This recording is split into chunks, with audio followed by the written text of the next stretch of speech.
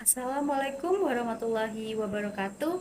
Halo semuanya, perkenalkan nama saya Annelia Dwi Ramawati dengan NIM 66612304143 dari kelas 1D. Di sini saya akan menjelaskan materi mengenai keputusan tata usaha negara. Tugas video ini saya buat untuk memenuhi tugas mata kuliah dari Hukum Administrasi Negara. Yang pertama, ada pengertian dari keputusan. Nah, menurut Undang-Undang Nomor 5 Tahun 1986 tentang Peradilan Tata Usaha Negara menyebut ketetapan ini dengan sebutan Keputusan Tata Usaha Negara atau yang disingkat dengan KTUN.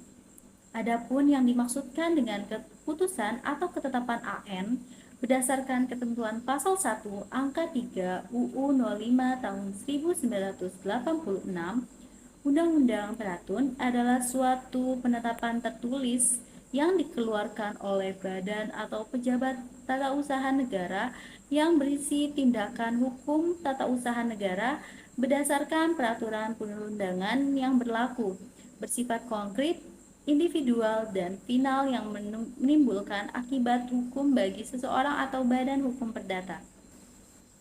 Adapun pengertian keputusan dari beberapa ahli, yang pertama ada W.F. Prince yang memberikan definisi keputusan atau ketetapan sebagai suatu tindakan hukum sepihak dalam lapangan pemerintahan yang dilakukan oleh alat pemerintah berdasarkan wewenang yang ada pada alat atau organ tersebut.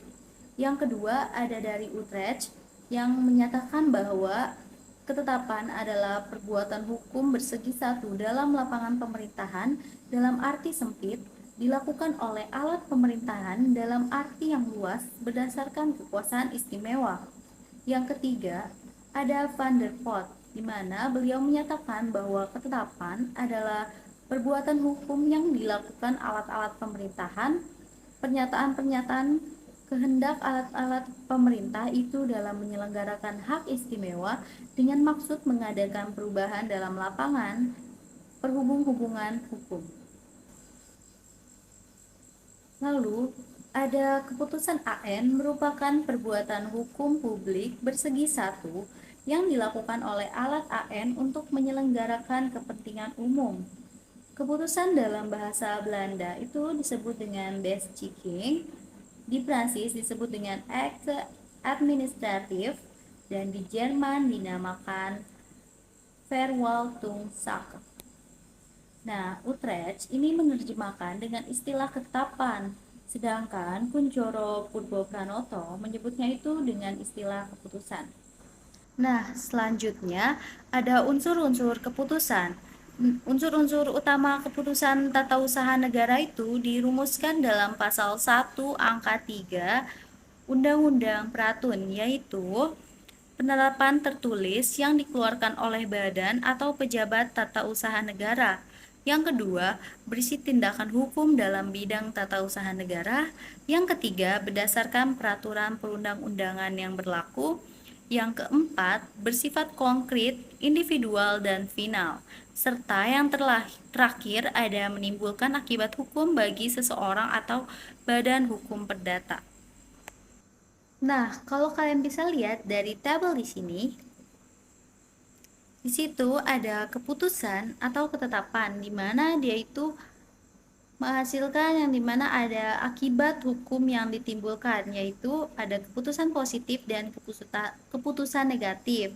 Lalu ada pula keputusan yang berdasarkan tujuannya, yaitu dimana ada keputusan deklaratif sama keputusan konstitutif. Nah, keputusan deklaratoir itu adalah keputusan yang tidak mengubah hak dan kewajiban yang telah ada, tetapi sekadar menyatakan hak dan kewajiban tersebut. Sedangkan keputusan konstitutif itu adalah keputusan yang dimana itu melahirkan atau menghapuskan suatu hubungan hukum, atau keputusan itu menimbulkan suatu hak baru yang sebelumnya tidak dipunyai oleh seseorang yang namanya tercantum dalam keputusan itu. Lalu selanjutnya ada berdasarkan sifatnya, di mana ada keputusan yang kilat sama ada keputusan yang tetap. Nah, keputusan kilat ini biasa juga disebut dengan keputusan en Malik, yaitu keputusan yang hanya berlaku sekali atau keputusan sepintas lalu. Sedangkan keputusan permanen adalah keputusan yang memiliki masa berlaku yang relatif lama. Lalu, dilihat dari sah atau tidaknya, itu ada keputusan yang sah, sama ada keputusan yang tidak sah. Nah, teman-teman, itu tadi ada penjelasan materi keputusan tata usaha negara. Gimana? Sudah paham atau belum? Semoga video ini dapat bermanfaat bagi kalian semua ya. Sekian dari saya. Wassalamualaikum warahmatullahi wabarakatuh. Terima kasih.